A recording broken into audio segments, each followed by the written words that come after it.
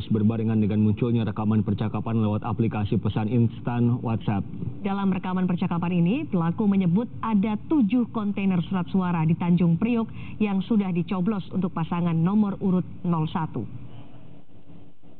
Sekarang ini ada 7 kontainer di Tanjung Priok, sekarang lagi geger, hari ini sudah turun, dibuka 1, isinya kartu suara yang sudah dicoblos nomor 1, udah dicoblos Jokowi, itu mungkin dari Cina itu.